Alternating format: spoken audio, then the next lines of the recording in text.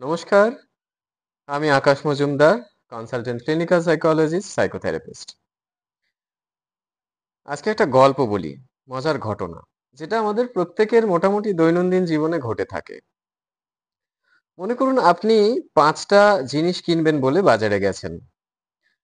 ২টো বা ৩টে এনেছেন, ২টো বা ৩টে মিস করেছেন। এই যে ভুলে যাওয়া, এক অদ্ভুত বিষয়। কিন্তু ভুলে যাওয়াটা একটা সময় রোগে পরিণত হয়, যাকে আমরা বলি ডিমেনশিয়া। এখন আমরা কখন বুঝতে পারবো যে এটা সত্যি রোগ নাকি জাস্ট ফরগেটফুলনেস? সাধারণ ভুলে যাওয়া নাকি রোগ, যেটাকে আমরা ডিমেনশিয়া বলে জেনে এসেছি? নামটা অত্যন্ত পরিচিত সকলের কাছেই। বহু মানুষ আমরা শুনেছি ডিমেনশিয়া কি, যে ভুলে যায় মানুষ এবং সেখান থেকে এই রোগটাকে বলা হয় ডিমেনশিয়া। বেশ কিছু ক্ষেত্রে এটা দেখা যায় বার্ধক্যের কারণে হচ্ছে। কিন্তু প্রথম কথা তো আমাদেরকে তফাৎ করতে হবে কোনটা শুধুই সাধারণ ভুলে যাওয়া এবং কোনটা রোগের পর্যায়ে পৌঁছেছে, বা ফরগেটফুলনেস কোনটা এবং ডিমেনশিয়া কোনটা। এই জায়গাটায় পৌঁছতে গেলে নির্দিষ্ট বেসিক কিছু ডিফারেন্স আমাদের জেনে নেওয়া দরকার। এখন এই ডিফারেন্স গুলো কি কি, চলুন এক এক করে আলোচনা করা যাক। ফরগেটফুলনেসটা ভীষণ রকম মাইল্ড, ঠিক আছে, অত্যন্ত সুদূর প্রসারী নয়, প্রত্যেকেরই জীবনে কম বেশি ঘটে।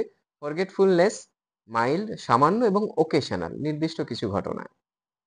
কিন্তু ডিমেনশিয়া কিন্তু উল্টো দিকে একটা সিনড্রোম, ব্রডলি একটা সিনড্রোম বলা যেতে পারে, বা একক কোনো রোগ নয়, বেশ কিছু উপসর্গের সমষ্টি বা সিমটমস এর সমষ্টি বলা যেতে পারে ডিমেনশিয়াকে। এবার ফরগেটফুলনেস কিরকম? মনে করুন এক ঘর থেকে আপনি আরেক ঘরে গেছেন, গিয়ে কি কাজে এসেছেন সেটা আর মনে করতে পারছেন না। এই গেল এক প্রকার। এছাড়া ধরুন চাবি কোথায় রেখেছেন, আপনার গাড়ির চাবিটা বা বাড়ির চাবিটা কোথায় রেখেছেন মনে করতে পারছেন না।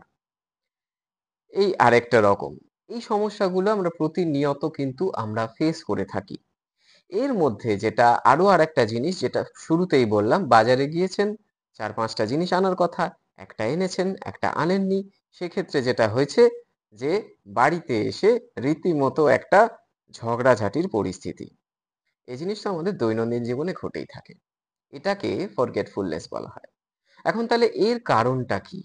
এর কারণটা হচ্ছে যে মনোযোগ সহকারে না শোনা, মনোযোগ দিয়ে স্মৃতিতে রেখে এগিয়ে যেতে না পারা এবং সেই কারণে সাময়িক ভুলে যাওয়া।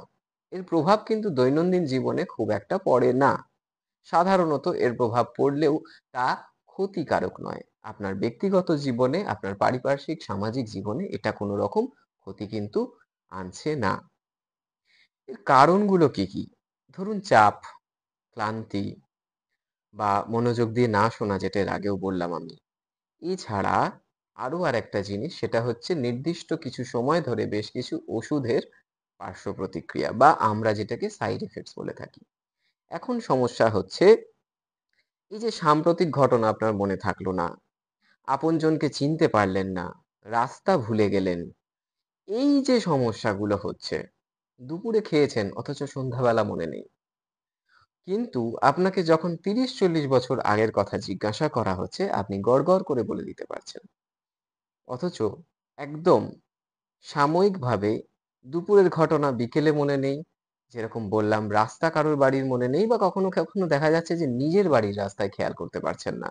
পথে হারিয়ে যাচ্ছেন। বাড়ির আশপাশ দিয়ে হয়তো ৩-৪ বার ঘুরে এসেছেন কিন্তু নিজের বাড়িতে ঢুকতে পারেননি।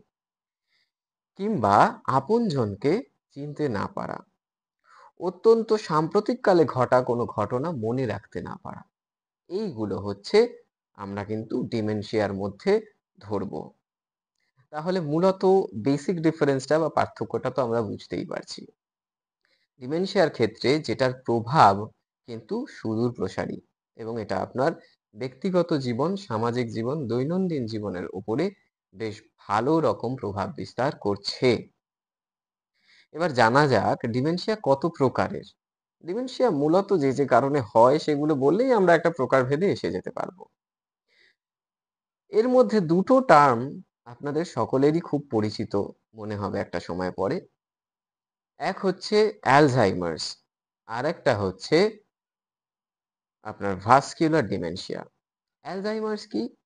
প্রোটিন অতিরিক্ত পরিমাণে যখন প্রোটিন ডিপোজিট হতে থাকে মস্তিষ্কের আশেপাশে, তখন কিন্তু অ্যালঝাইমার্স আসে। অ্যালঝাইমার্স ডিমেনশিয়ার একটি ভাগ, এবং এই নামটি পরিচিত হলেও কি কারণে ঘটে সেটা আমাদের অনেকেরই হয়তো জানা ছিল না। সুতরাং এই একটা আলোচনা করা গেল। দ্বিতীয় কথা হচ্ছে ভাস্কুলার ডিমেনশিয়া। মস্তিষ্কে সঠিক পরিমাণে রক্তের যে প্রবাহ বা সঞ্চালন তাতে কোনো রকম ব্যাঘাত ঘটলে বা স্ট্রোকের পরে আমরা বেশ কিছু ক্ষেত্রে দেখি বাড়ির কোনো বয়স্ক মানুষ যার স্ট্রোক হয়েছে সাম্প্রতিককালে, এবং তারপর থেকে তিনি এই কিছু জিনিস মনে রাখতে পারছেন না, পরিচিত মুখ মনে রাখতে পারছেন না, চেনা পরিচিত মানুষদের যাদের সঙ্গে সারাদিন থাকছেন তাদেরকে চিনে উঠতে পারছেন না, দুপুরের খাওয়া খেয়েছেন কিনা বিকেলে বলতে পারছেন না, ওষুধটি সঠিক সময় খেয়েছেন কিনা মনে রাখতে পারছেন না, যার ফলে বেশ কিছু সমস্যায় পড়তে হয় তার পরিবারের মানুষজনকে। তো এই গেল স্ট্রোকের কারণে বা রক্ত সঞ্চালন সঠিকভাবে মস্তিষ্ক অবধি না পৌঁছানোর কারণে ডিমেনশিয়া, যেটা ভাস্কুলার ডিমেনশিয়া। এছাড়া কি হয়, লিউই বডি লিউই বডি নামের একটি নির্দিষ্ট ধরনের প্রোটিন, তার ডিপোজিট যখন ব্রেনে হতে থাকে তাকেও কিন্তু লিউই বডি ডিমেনশিয়াই বলা হয়। আরো একটি হয় যেমন ফ্রন্টোটেম্পোরাল ডিমেনশিয়া। ফ্রন্টোটেম্পোরাল কি, আমরা বুঝতেই পারছি, ব্রেনের যে 4টে লোব আছে মস্তিষ্কের, তার মধ্যে ফ্রন্টাল এবং টেম্পোরাল যে দুটি লোব, সেই দুটি লোবকে, সেই দুটি এলাকাকে সবচেয়ে বেশি ক্ষতিগ্রস্ত করে।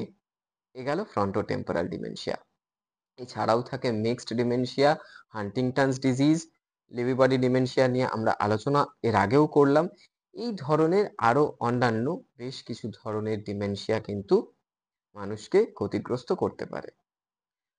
আজকের আলোচনা এটুকুই থাকলো ডিমেনশিয়া নিয়ে, এবং ফরগেটফুলনেস বা সাধারণ ভুলে যাওয়ার সাথে ডিমেনশিয়ার যে বেসিক পার্থক্যগুলো সেটুকু দিয়ে। ডিমেনশিয়ার বিষয়ে পরিবারের মানুষজনকে নিয়ে সতর্ক থাকুন। পরবর্তী আলোচনায় আমরা নিয়ে আসবো কিভাবে ধরা পড়ে এবং তার ডায়াগনোসিস, তার চিকিৎসার পদ্ধতি কি সেই নিয়ে। এছাড়া আপনাদের যদি কোনো রকম প্রশ্ন থাকে আপনারা আমাকে কমেন্টে অবশ্যই জানাবেন, এবং আপনাদের মতামত আমি সব সময় গ্রহণযোগ্য মনে করি। আমি প্রত্যেকের মতামত আলাদা করে শুনবো। আপনারা আমাকে অবশ্যই নিজেদের মূল্যবান মতামত জানাতে পারেন। সঙ্গে থাকুন নিউরোকাইন্ডের। সাইকিয়াট্রি অ্যান্ড নিউরোলজিক্যাল ইলনেসেস নিয়ে, এই যে রোগগুলি নিয়ে আরো আলোচনার সঙ্গে জুড়ে থাকতে, আরো রোগের সম্বন্ধে বিস্তারিত জানতে নিউরোকাইন্ডের সঙ্গে থাকুন। চ্যানেলটি সাবস্ক্রাইব করুন, শেয়ার করুন, লাইক করুন এবং আমাদের সঙ্গে থাকুন। মানসিক রোগ, আবারও বলছি, কোনো রকম দুর্বলতা নয়। আগেও বলেছি, আবারও বলবো, মানসিক রোগ থেকে বেরিয়ে আসা অত্যন্ত সহজ। আপনারা এই জার্নিতে সামাজিকভাবে যে কর্তব্য তা পালন করুন, মানসিক রোগগ্রস্ত মানুষদের সঙ্গে থাকুন, চ্যানেলটির সঙ্গে থাকুন, চ্যানেলটিকে গ্রো করতে সাহায্য করুন, এবং এই রোগের সম্বন্ধে আরও জানতে, যেমনটা বললাম, সাবস্ক্রাইব করুন, পাশে থাকুন। নমস্কার।